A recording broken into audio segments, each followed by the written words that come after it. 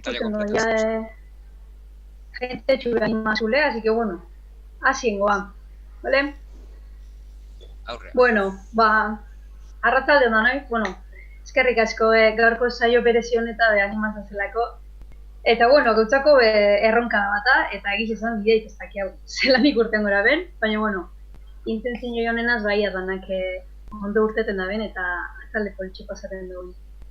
Bueno, hasi aurretik pare bat gauza.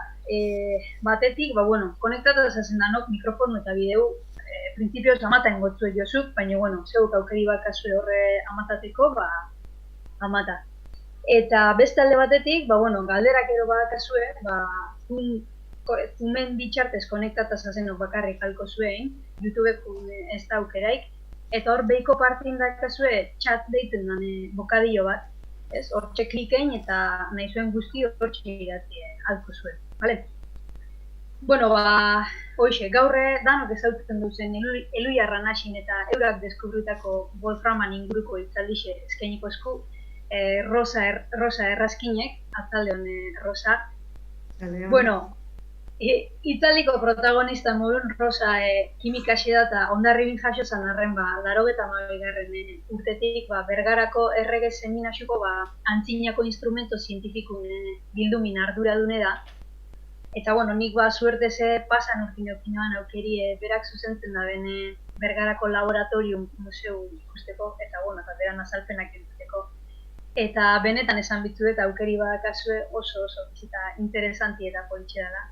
Orduan, bueno, hau dana amaitzen da nien hortik egueltatxu bat emoti gomendatetzuet. Eta bueno, Rosa Wolframixun neorkikuntzin historian espezializatu de, eta aintzinako tresna zientifikun historian eta konservazioin esperientzixan ise dauke. Eta zelan ez, honen inguruko divulgazioin bebai. Orduan, bueno, honetaz eta beste hainbat gauzataz berbaingozku gau, ikusiko. Beraz, ni xero gona eta beste bai, beraien mongotatxan, bale? Eskerrik asko, Rosat, nahi zunin, zure txan. Eskerrik asko. Nagore, bueno, asmatzen dugun, Arratsaldeon, apondarro, virtualki balin bada, Bergaratik Ondarrura iristea ere badauka bere, ikutu interesantia, bez eta gorko, egunean, dirudi gauzak, hobetzera dijoazela, eta gure mugimendua handituz joango dana, eta, espero dut, ordu erdi inguru, 40 minutu inguru arituko naiz, ez daki denbora izango duda, eta bestela, jakin, aurten inoiz baino gehiago Bergarara etortzeko aukera izango duzuela, eta museoa ezagutzeko, eta Bergara herri zoragarri hau ezagutzeko aukera izango duzuela. Itzalearekin hasi aurretik, zientziaren giltzak elkarteko kide guzti eskerrak eman nahi dier, eta zorion du, egiten duten kultura zientifikoaren zabalpenaren lan izugarri horregatik. Eta bereziki Eduardo Zabala, eskertu nahi nuke, urtarrilan ezagutu nuen bera, zeinek esango zigun, egoera hau etorriko zanik, eta eskertzen dizuet, ez ezaguna dan, Euskal Aurkikuntzaren inguruan zabalpena emateagatik. Ez da, laguntza hori beharrezko da, eta hori ez da Bergarako gauza bat soilik, Euskal Herriko zientzialari batzuen eta aurkikuntza da, edo proiektu berritzaile baten ondorioa da, eta denon artean hau zabaltzea eskertzen. Aurreko astean, aurkezpen hau prestatzen ari nintzala, konturatu nintzen, Bergara eta Ondarruk harreman estua duela, Bergaran Ondarrutar dexente bizi da, horietako bat, gainera, Nagorekin batera, ikerlari ikainak, museoaren laguna direna tailer zoragarri bat prestatu zuten, eta Bergarako neskamutikoek transgenikoen inguruan oso gauza polita egitea lortu zuten. Eta esan behar dut, gogoratzen, museoko laborategi badaukagu, bilduma ere, zientzia bilduma delako, eta ondarrutar batek diseinatu zuela, edo, bintzat proiektua horrela eraman zuena izan zen. Beraz, niretzat plazer bada, hemendik bada ere, ondarrukin hau konpartitzea edo hau partekatzea.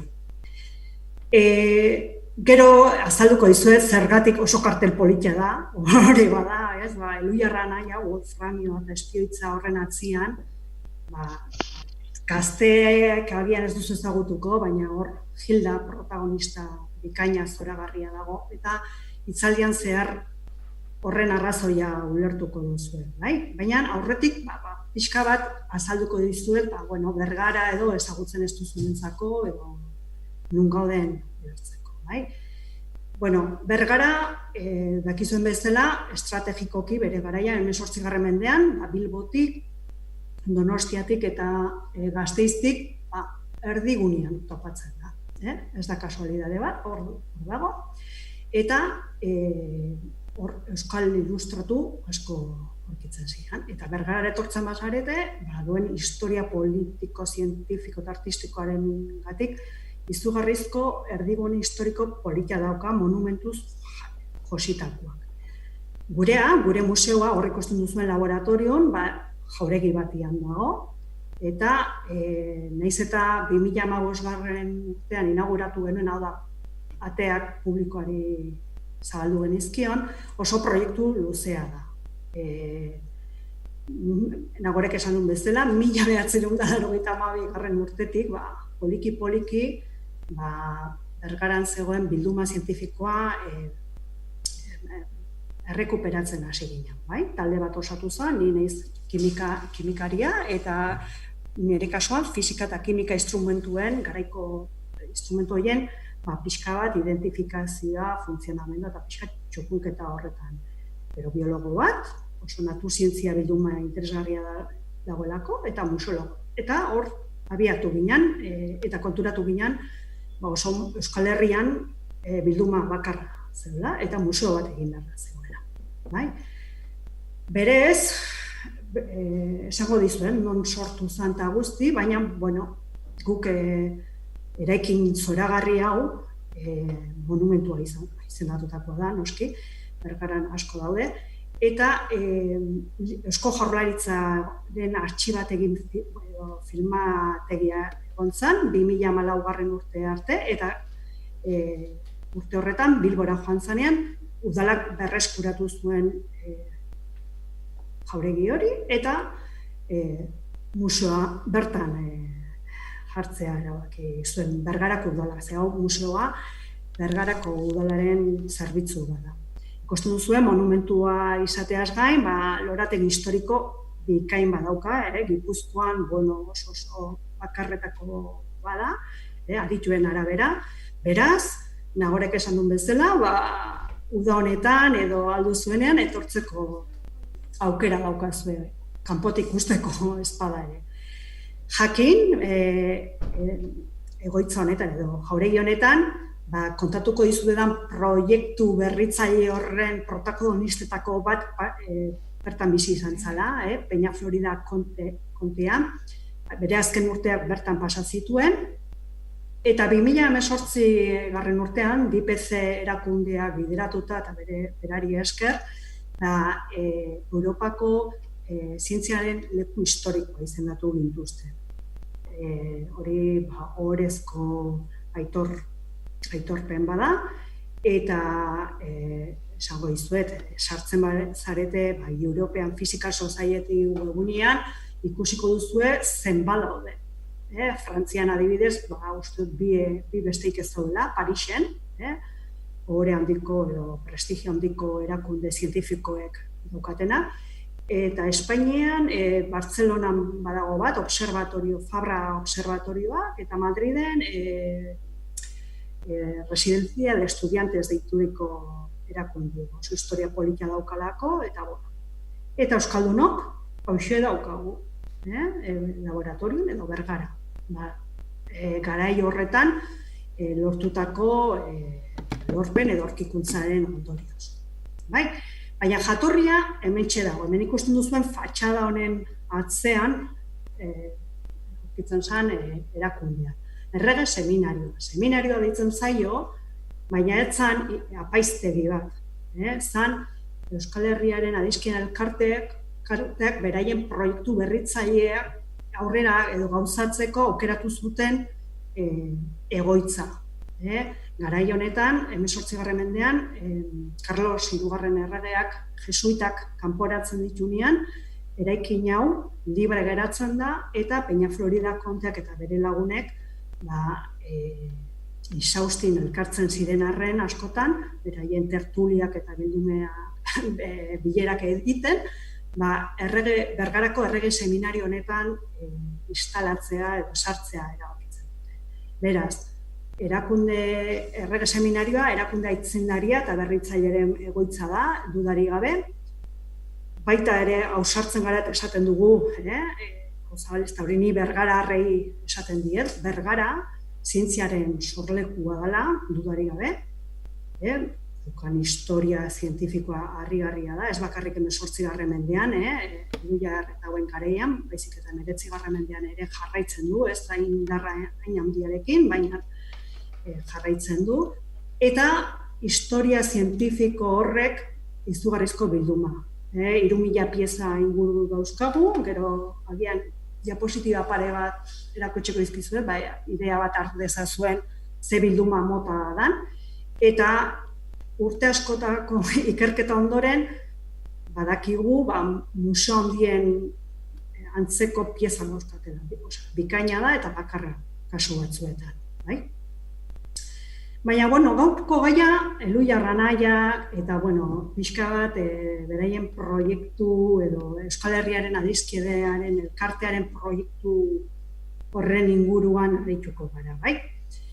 Real Sociedad Vascongada los Amigos del País ere deitzen zaio, bai, agian ezagunagoa da. Eta guzti hori 1794. urtean hasten da. Urte horretan sortzen da elkarte hau, esan dizuetan Euskal Herriko ilustratu hauek, gehienak hemen inguruan aurkitzen ziren, ze Bergara oso estrategikoa zen, komunikabideetarako, esan dizuen bezala, erdigune horretan zegoen, eta elkarte honetako pertsonaia ilustratu hauek, Europan barna bidaietzen ibiltzen ziren, eta bazekiten ze industria jakinduria mailan nolakoa zen, eta Euskal Herrian, 3 leloaren kin bat eginez, hori, kultura zientifikoa, zientzia, arteare bai, ez bakarri zientzia, hori sustatu nahi zuten gizarteak aurrera egin zezan, ikusi. 18. mendean ja ikusi ze berritzaileak ziren, bai? Badirudik gaur egungo gauza badala, eta ez garai hartan, krisi egoera batean zeuden, matxinadak zeuden garai hartan, eta aurrera egiteko, beraien proiektu hori zabaltzea erabaki zuten. Nola garatu hartzuten hori, proiektu hori? Alde batetik, goi mailako irakasle eta ikerlari hoberenak ekarri zituzten, kimikan zeo zer dakinak, Lavoisier edo, kimikare modernoaren aita konsideratzen da, eta beraiekin harremanetan zeuden, hori dokumentuetan jasota dago. Proust kimikaria, beste kimikaren aita bat, Prousten legea segurazki DBH-en edo ikasita egongo zarete, Proust kimikaria hemen egontzan, Bergaran egontzan, eta laboratorium kimikun deituriko azpiegitura montatu zu lehenengo aldiz. Ez zan ohikoa laborategiak edukitzea, oraindik ere, lehenengo laborategi modernoak orduan sortzen hasten dira. Eta dagoeneko Bergaran Proustek antolatzen. Bestetik, Pierre-François Chabanot, beste irakasle eta ikerlari frantses bat hemen egontzan, eta platinoa, badakizue, elementu kimiko hori, ez aurkituta zegoen, ulloak aurkituta zeukan, baina ez zan erabilgarri. etzan purua aurkitzen, beti ezpurutasunekin topatzen zen, eta etzan erabilgarri. Eta Xabanok zer egin zuen Bergarako laborategietan, purifikatzeko edo xaflakor bihurtzeko metodo eraginkor bat aurkitu zuen. Eta ni beti esaten dut, hau ez da ezaguna, zergatik, berehala, esango dizuet, espiritza plan horretan ze papera izan zuen, baina ez ezaguna izan zen erregeak berehala Madridera eraman zuelako, baina platinosko lehenengo lingotea Bergarako laborategietan. Eta Elhuyar anaiak, esango dizuen nondi datozen ze jatorri daukaten, baina Parisen zeuden ikasten, garai harretan, eta Euskal Ilustratuen seme-alabek, semek ere Parisen zebiltzan ikasten eta elkar ezagutu ziren. Eta, azkenean Bergara ekartzea lortu zuten. Proiektu hau garatzeko dirua behartzen. Eta zeinek finanziatu bertzuen hori? Gobernuak, estatuak, erregeak. Ordaindu ahal izateko,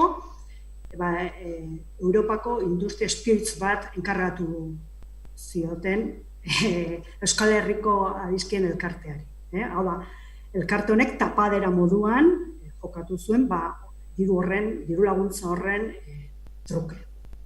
Orduan, lehen esan dudan bezala, Pruskimikariak laborategia montatu zuen Bergaran, ez lehen esan dudan egoitza horretan, udaletxe aurrean dagoen egoitza horretan, Bergara etortzen bazarete, justu udaletxe aurrean dagoen egoitza hori da, gaur egun UNEZA dago, eta Aranzadi ikastola aurkitzen da, hau da, oraindik lehen mailako hezkuntza zentro bat izaten jarraitzen du, baina Prustek plaza hortatik, 50 metrotara hor aldamenen eskubitan ikusten duzuen etxe, begira ikusten duzue, ze atari ederrak, euskaten Bergarako etxe hauek, eta hortxe egon zen. Etxea bota zuten, baina atari hau kontserbatzen dugu, eta Bergarako udal biltegietan dago, egunen baten, nonbaiten, dagokion leku batean kokatzeko.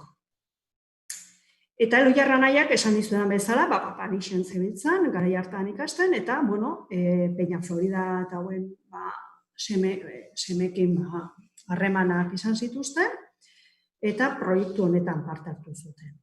Jakin, Elhuyar anaiak, Logroñon jaio ziren arren, eta ez da, hori denok esaten dut, eta Logroñora juten zarete, bere jaiotetxeak eta etxe desberdinetan bizi izan ziren Logroñon, eta aukera balin baduzue, badaude plaka batzuk, eta egia da, bertan jaio ziren. Baina, bere gurasoek, aita Asparrengua zan, zirujau bat zan, eta ama Donibane Loizungoa. Beraz, euskaldunak zian, eta, aitaren lanbideagatik, Bilbotik pasa, eta, azkenean Logroñon bukatu zuten, distilatzeko enpresa bat ere montatu zuten, medikoan, eta medikoa izan, bere zailtasun ekonomikoak izan zituzten. Eta Elhuyar anaiek, eta ez ezaguna da, arreba bat izan zuten, distilagailu edo distilazio enpresa horren ardura zeukana. Eta, hori ere, aldarrikatzeko momentu ere bada, beti Elhuyar anaiak, eta bazeukaten arreba bat, eta seguruenik lan asko zuen. Ikusten duzuen bezala, ezkerraldean Fausto da, bere irudi tipikoa, eta, 77 urterekin hiltzan. Baina, Juan Jose, eta bera da, azken fina, jakinduria, hori Wolframioaren aurkinkuntzarako bere jakinduria ekarri zuena, bera izan zen, Suediatik, ikusten zuen bezala oso gazte egin zen. Eta, 20 urterekin, bera espia izendatu zuten. Espioitza plan haue, labur kontatzen saiatuko naiz, bai? Carlos III erregearen itsas ministerioak Jose Domingo de Mazarredo, itsasgizonari, bi gizon trebe, horre esaten duen bezala dagoela dokumentatuta dago, aurki ditzala eskatu zion. Karrongo, Eskozian aurkitzen ziren karrongo kainoien kalidadea espiatzeko, erregeren itsasarmadari hori kezkatzen zion. Bertako kainoiak askoz hobeak ziren. Espainiako erreinuarena berehala euskatu edo lehartu egiten zielako. Eta Mazarredo itsasgizona izateaz gain, erakunde Euskal Herriaren adizkien elkarteko kidea zen. Eta Peña Floridaren gana jozun, zintzuk izan zitezken espioiek aztertzeko. Eta Juan Jose Eluyar aukeratu zuten, Fausto Eluyar bera nahian laguntzaile gisa, eta Ignacio de Montalvo Nafarra aukeratu zituzten 1777 urtean. Ikusten duzue, 74ean hasten da, eta, proiektu berritzaile hori finantziatzeko, espiltza plana, ia 10 urte berandu gertatzen. Urte honetan ja orduan, bidai bat egiten hasten dira, lehenengo fasea edo ditzen dena, bai? Eta bi anaiak elkarrekin daude, eta Europan zehar bidaiatzen ibili ziren. Estrasburgotik, Alemaniara, oso luzea. Hori dena dokumentatuta dago, eta norbaitek interesa baldin badu, benetan museora etorri daiteke eta museoko liburutegian kontsultatu ditzake bidai hauen inguruan. Izan zen, ikasketa bidaia eta bitarte hortan espia egiteko, baina ikusko duzen bezala, kainoiak ez zitzaizkion interesatzen Juan Joseri. Eta, hemen pasanaiz 3. fasera, baina ja, egontzan esateko bi anai hauek Alemaniako meategietan, emeatzetan lan asko egin zutela.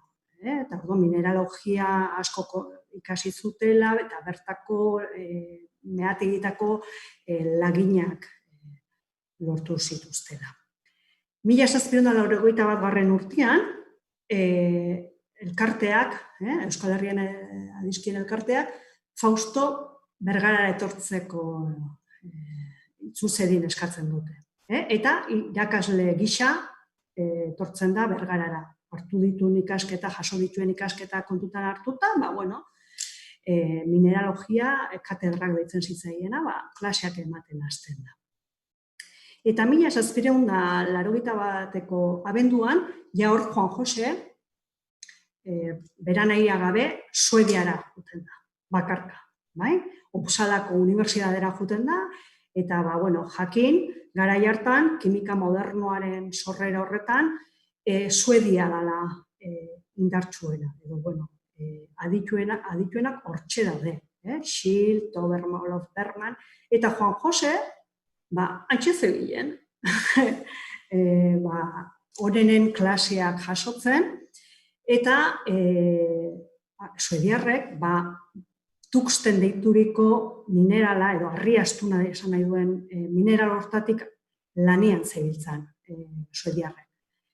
Gero ikusiko dugu, zer daukan tuxten horrek, baina wolframia zeukan. Eta orduan, lehenengo lanetan zebiltzan, eta badakigu Schill kimikaria ere bisitatu zuela, bidai horretan, hau da, onenekin egontzan Juan Jose Eluyar. 1783 urtean, espiltza misio hori bertan geratzen da, itsas ministroa egiten da, eta orduan bertan geratzen da finantziazio, eta orduan, Juan Jose Eluyar, itzuli barra dauka. Eta 1783 udan elkartu egiten dira, Bergarako eskola azpiegitura horretan.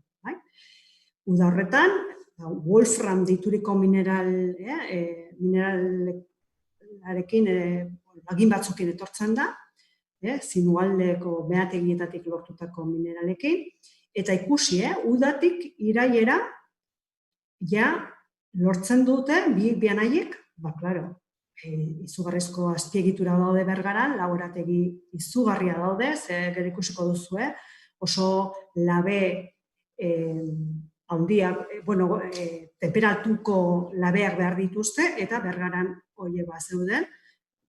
Gainea dokumentatuta dago, suediar batzuk irakasle gisa egon ziren Bergaran, eta esaten dute.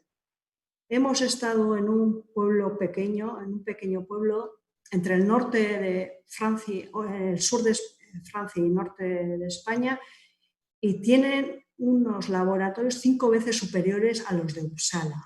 O sea, pentsatu, ze aukera, ze baliabideak zeuzkaten Bergaran. Herri txiki bat izango za, eta errege seminarioaren proiektu hori azpiegitura, laborategia, ze izango za. Iraian, 1783an, iraian, wolframio elementu kimikoa isolatze da aurkitzea lortzen dute. Espioitza plan horren inguruan nahi baduzue, badaukazue, liburu hemen jarri dizuet baina benetan konsultatu nahi baduzue, hona etorri, galdetu eta azalduko zaizue.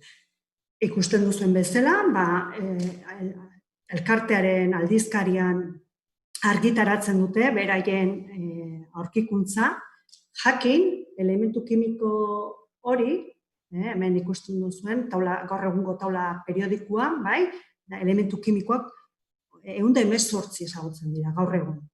Garai hartan, 24 elementu kimiko besterik ez ziren ezagutzen. Hau da, eta gasen existentzia ez zuten oso ondo ulertzen, ezin zuten ondo azaldu, eta Lavoisierren garaia da, konbustioa, oksigenoa ez dakite oso ondo.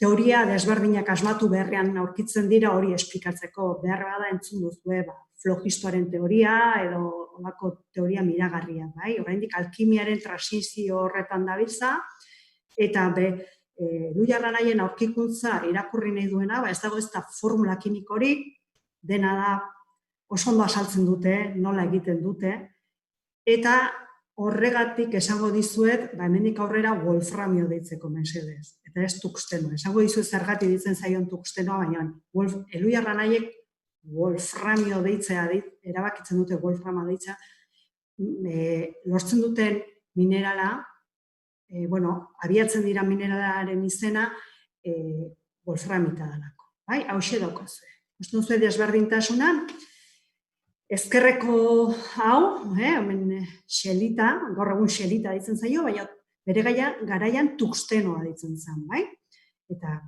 hau xe da, honek kimika jakinez arren, begira, kaltzioa dauka, wolframioa dauka, oksigenoa, eta hau da, suediarrek erabiltzen zuten minerala. Hortik abiatuta lortu nahi zuten wolframioa.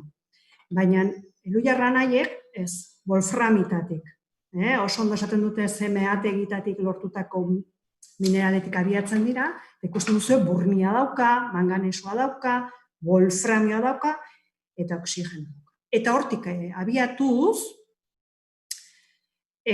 oso erreakzio sinpleak dira, baina nik horregatik esan dizuet, oraindik ere ez zituztela gasen presentzia edo eragina ulertzen, eta orduan oso zaila egizitzaien hau aurkitzea. Azken pausua hau, ikusten duzu adibidez, lehenengo mineral hori, pasatzen da azido batera, eta oksido batean bukatzen du, hau txoria ditzen dara, eta suediarrak honeaino iritsi zian. Eta ez zuten lortu azken pausua. Ikusten duzuen bezala bi zutabe hauetan, batean da tuxtenotik edo xelitatik abiatutako erreakzioak zeintzuk izan ziren, eta besteak Louis Aranaiek beste mineral honetatik abiatuta egin zituzten erreakzioak. Eta ikusten duzu azkeneko erreakzio honetan, trukoa zein izan zen, Louis Aranaiek aire barik egin zutela azken erreakzioa. Hau da, arraguari edo krisola ditzen dena, tapatxo bat jarri, eta lortu zuten oksido honi, wolframio oksido hori, oksigenoa kentzea, eta hau da, wolframioa zia. Ez beldurtu, kimikan ulertzen ez duzen, baina oso xiplea da. Hori Bergaranko museoan egin dezakezue, Fauste Lujarren eskutik oso interaktibo politia dago, eta zuek bakarka egin dezakezue. Bueno, eta wolframio eta tuxtenoa, horregatik dauzka bi zen. Elementu kimiko bakarra da, bi zen dituena, baina hori da, aurretik hasi ziren kimikarien prestigio oso handia zen, eta bakoitzari bere aitortza egin zitzaion, eta wolframio eta tuxteno deitzen zaio, bai, Europan tuxteno asko erabiltzen da. Baina jakin wolframioa dela, eta Elhuyar anaiek wolframio deitu behar zitzaiela esan zutela. Beraz, eskatuko nizueke, wolframioa deitzen. Bueno, wolframio esan dugu, elementu kimiko bada, bai? Hor ikusten duzuen, hau hautsa da, iluna da, eta hau da, minerala guk erosin genuen, meategi horietatik lortutako mineral horiek ikusteko, nondik abiatu ziran wolframioa lortzeko. Eta wolframio elementu kimikoa, ez da nola nahiko elementu kimikoa, da fusio temperatura altuena duen metala. Hau da, urtzeko gaitasun gutxien daukana, hau da, asko kostatzen zaio, oso temperatura altua behar ditu, 3000 gradu behar ditu urtzeko. Bestaletik oso gogorra da, diamantearen antzeko gogortasuna daukala esaten da. Bestalde, dentsitate oso handia daukare baita. Orduan, askotan, urrearekin falsifikazioak ere egiteko erabili izan dute. Eta momentu hontan, estrategikoa izan da historian zehar, eta azalduko izkizuet bi episodio, historiako bi garai ikusi dezazuen benetan oso garrantzitsua izan dela, eta izaten jarraitzen du, ze gaur egun, Europa batasunak babestu egiten du. Ze Espainian badago, oraindik, wolframio meategia badaude, eta hori babestu nahi da, ze uneko 75, nik uste dut gehiago dela, munduko wolframioaren ekoizpena Txinatik datu. Txinaren esku dago. Orduan, Europako nazio batuak hori pixka kontrolatu nahi du, edo menpekotasun hori murriztu nahi du. Eta, ikusten duzu, 2008ko urrian, Londreseko metalen merkatuan, ze balio, dolar balio dituen, eta, bere aplikazioa anitzak dira. Asko eta asko seguruenik enpresetan erabiltzen duzue, asko erabili da, gogorra izanik, makina herramientatan, fresadoretan, mozteko makinetan, gauza askotan erabiltzen da. Eta, egunen batean, sartzen baduzue, nahastuta wolframia kaltzioarekin, edo fluoreszentetarako, pinturetarako, baina, hemen etortzen zaigu gure protagonista, gure kartelaren protagonista, Hilda. Hilda, ikusi baldin baduzue, nik DPC antolatu zuen jarduera baten harira, nirekin harremanetan jarri ziren pelikula hau orkestera emateko DPC. Eta ni, Hilda, ni oso gazte nintzala ikusi nela gogoratzen dut, baina ez nuen ulertzen DPC zergatik nik aurkezteko, pelikula hori aurkezteko eskare egin zidan. Benetan, bai gazteak ikusi ez baduzue oso pelikula politia da, mitikoa, klasikoa txuri beltzian, baina ni ez naiz zinema zalea, baina pelikula gogoratzen dut oso dotorea da, amodiozko historia erakargarri bada, Rita Hayworth zer esanik ez, baina, orain, dakizuenarekin ikusten baduzue, Euskal Aurkikuntza hau, pelikula gidoi ospetsu, Hollywoodeko pelikula ospetsu honen gidoian eren traman funtseskoa edo, protagonista nagusia wolframio edo tuxtenoa da. Ez noa aurreratzea, ze ikustean nahi dut, eta pelikulan bertan, ez da, Eduardo esaten du protagonista. Tuxtenoa edo wolframioa menperatzen duena munduaren jabea izango da. Zergatik? Pelikula hori, 1945 urtean koiztutakoa da, Bigarren Mundu Gerraren baitan, eta oso ondo islatzen du garaiko egoera. Alde batetik Bigarren Mundu Gerra dago, eta alemaniarrek, naziek, wolframioaren atzetik da biltza, nahita ez, beraien gerra hori irabazteko. Zergatik, armagintzan eta tankeak egiteko, armagintzarako wolframio edo tuxtenoa benetan ezinbesteko materiala zalako. bai?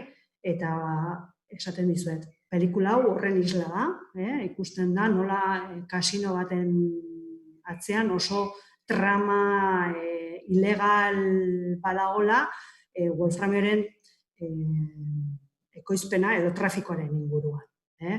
Esaten dizuet, oso beharrezko izan zen beraientzako, nazientzako, eta orduan aliatuek ere, hortxe saiatu zian, Hitlerri hornitzaileen bide hori mozten. Eta bestetik, garai honetan, Edisonek dagoeneko ja bere bombilla aurkituta zeukan, bai? Bombilla inkandestentea, gaur egun ja desagertzera dijoana, baina urtetan, hau hamarkadetan, ezinbesteko izan da gure argiztapen tresnau, Edisonak aurkituta baldin bazuen ere, ez ziren eraginkorra, ze berehala, bakizue bonbillen filamentu hori, edo ari hori, desberdinak izan ziren. Eta wolframioa erabili arte, 1913-15 bitarte inguru, kolitxek hori bertan bonbilletan aplikatu arte, ez ziren oso eraginkorrak izan.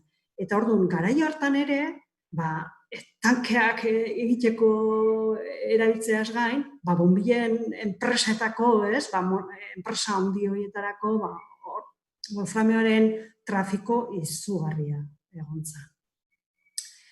Hemen erakutsi dizuez, pelikula hori Buenos Airesen gertatzen da, baina Espainian, Frankok ere parte hartu zuen horretan, wolframioaren kontrabando edo elkartruke horretan.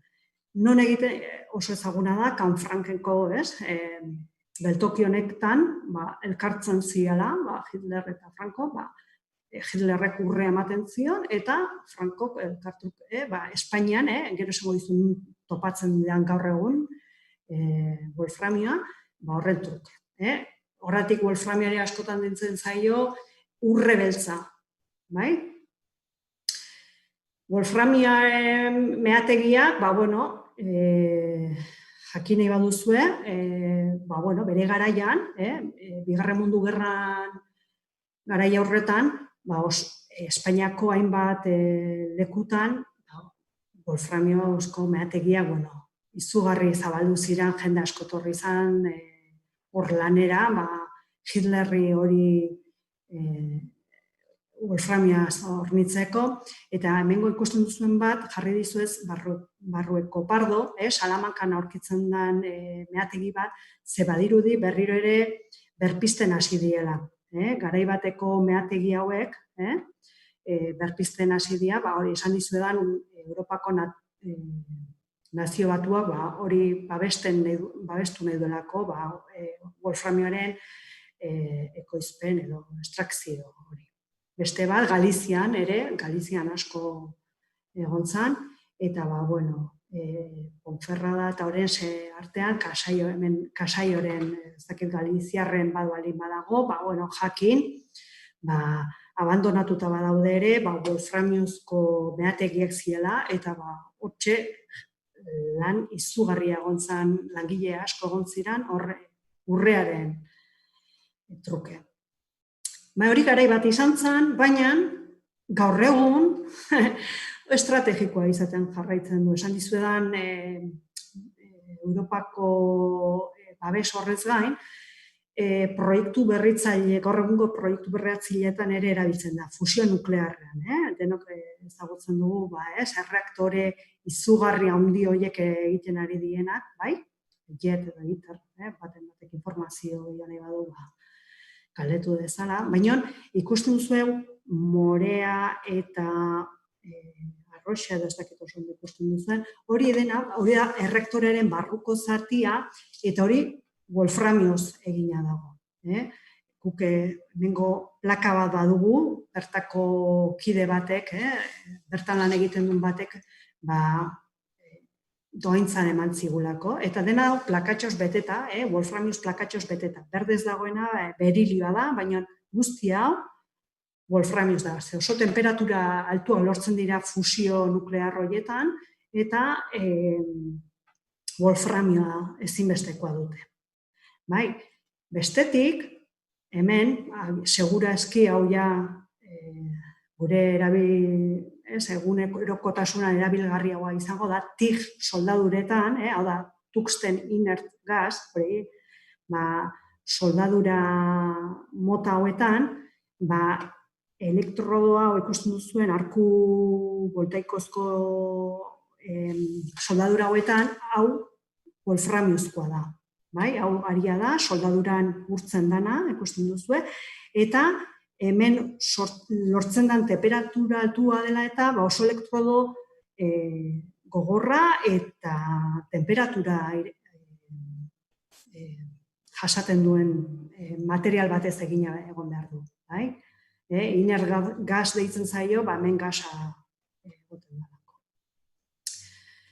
Gero Bergaran, momentu honetan ere, egon ginean gure jardunaldien baitan, iaz, Bergaranko enpresetan ea wolframioa erabiltzen zuten galdetzen, eta badaude, Bergaran eta seguraski Ondarrun ere egongo dira, eta Euskal Herriko hainbat enpresetan.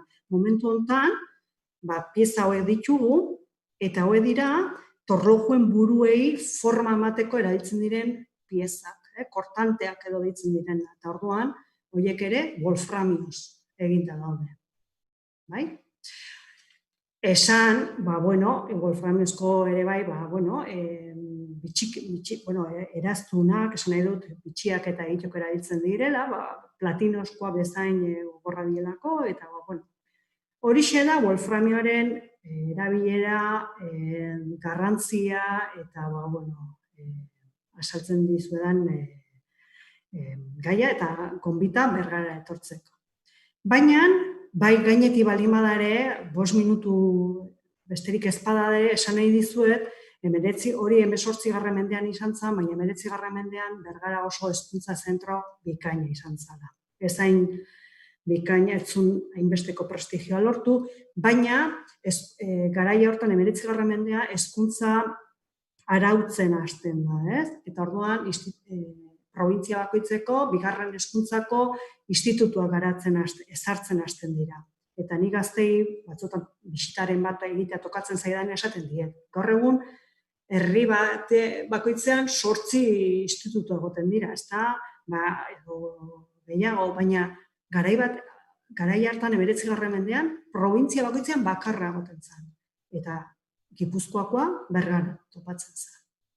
Eta 19. mende erdialdean, ja hor ere ikusten da Euskal Herria atzeratuta dabilela industrializazioaren harira, eta estatuak erabakitzen du Espainiako puntutan eskola industrialak edo ingeniero eskolak direnak, gaur egungo ingenieria eskolak. Eta bat Madrilen esartzen du, bestea Sevillan, Bartzelonan eta laugarrena Bergaran. Ni beti gauza berdina esaten dut. Ingeniero izateko Bergaratik pasa barra zegoen.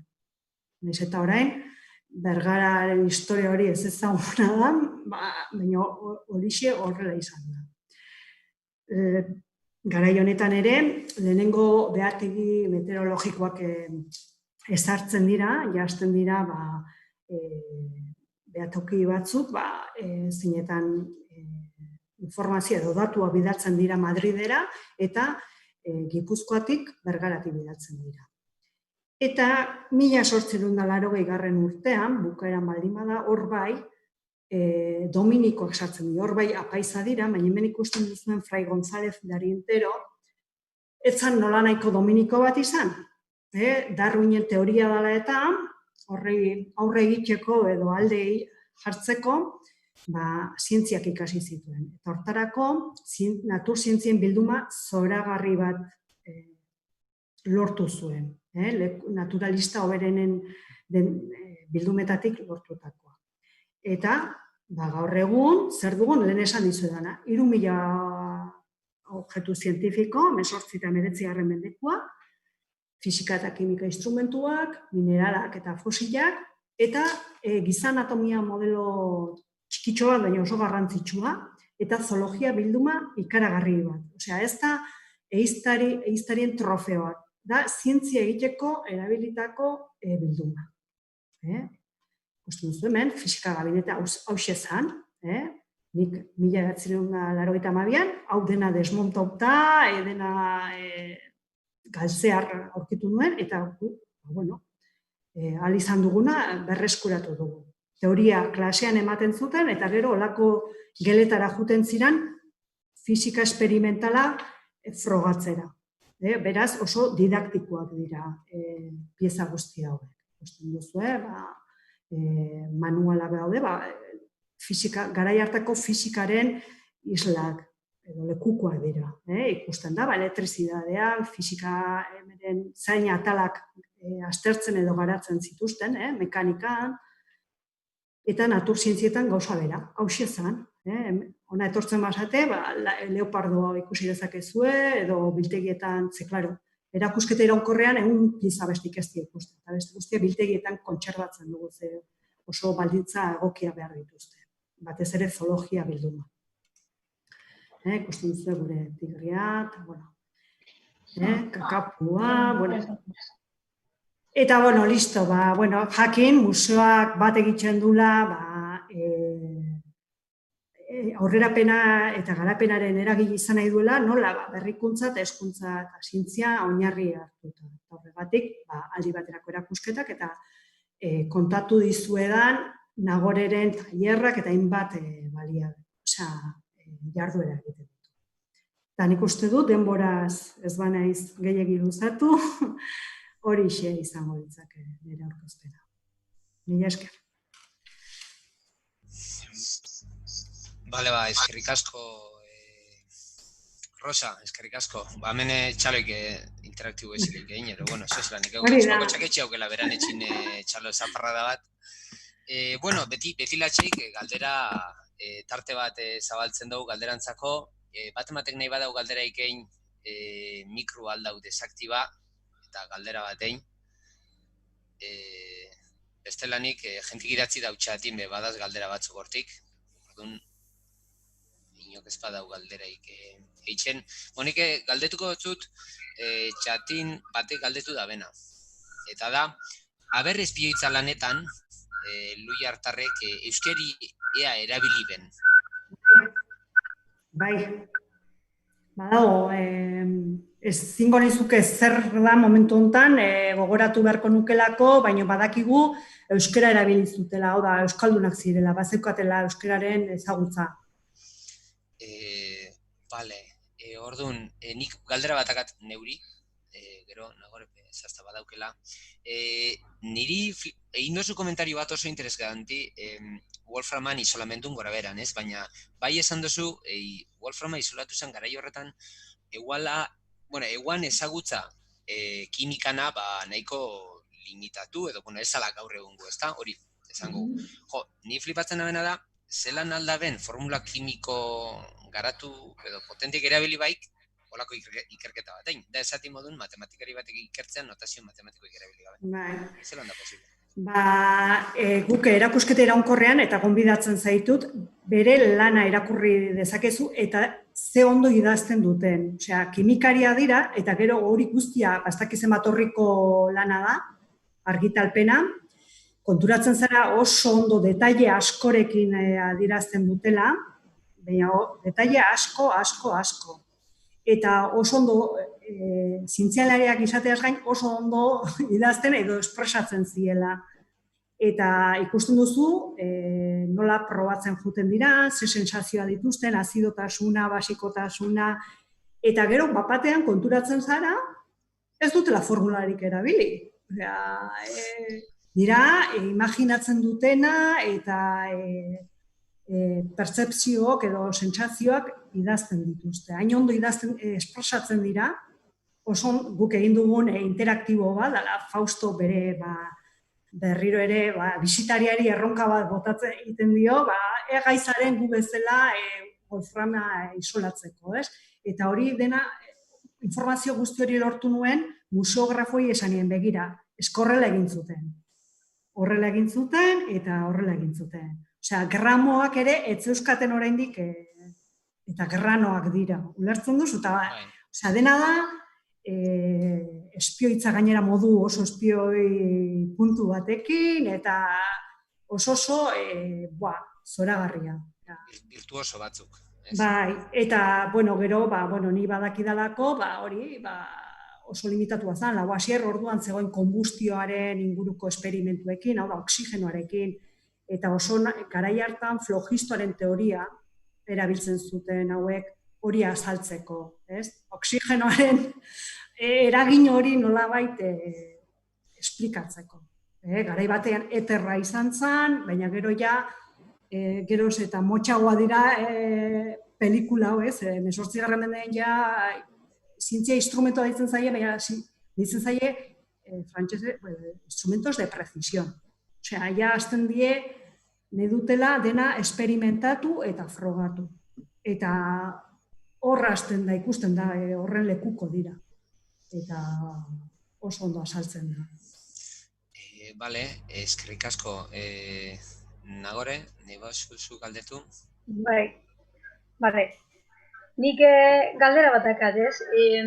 Wolframixuk ze bentaja erakutsi ahal daue gaur egun modan da zen beste material batzukin konparata ze ondala denpora bat egiten duen itzaldi bat grafenun ingurun eta, han komentatezkun, etorkizuneko material bat dala eta horren ingurun pixkatia ze desberdintasun edo ze bentaja eukial da ben Wolframixuk beste modako materialakin konparata.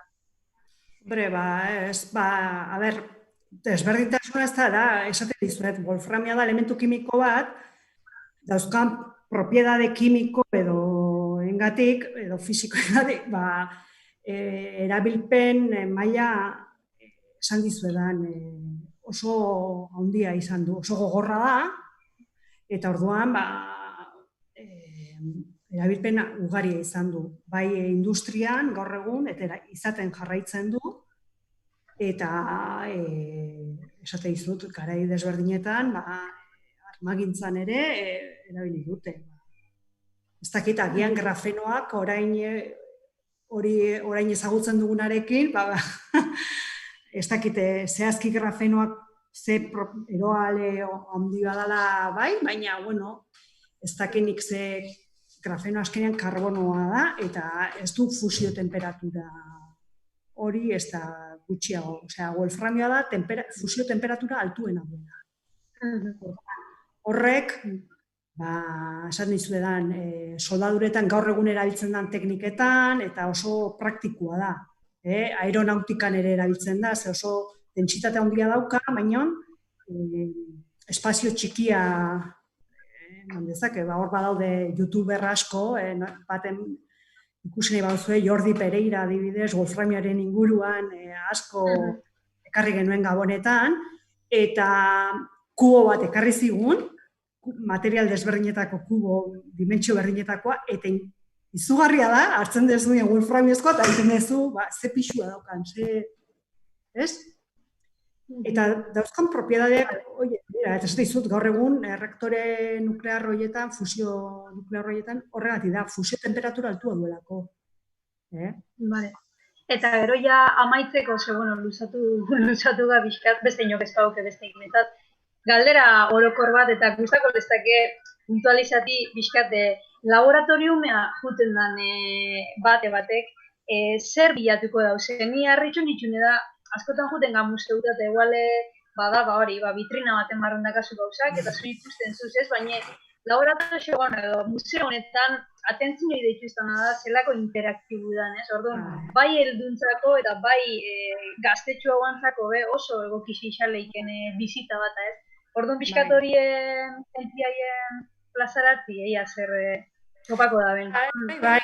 Nik uste kultura zientifikorako asko erabiltzen dugu erakusketa iraunkorra bera, kultura zientifikoaren unitatea gauzatzeko erabiltzen dugu, eta irakasleak oso gustora dabiltza batxilergoko lehenengo mailantzako. Oso erakusketa iraunkorra daukana da hori da, interaktiboak, pieza originalak ikusteaz gain, originalen indarra hori ez dago dudarik indarra daukala, baina nire kasuan, instrumentuen kasuan, nola funtzionatzen duten,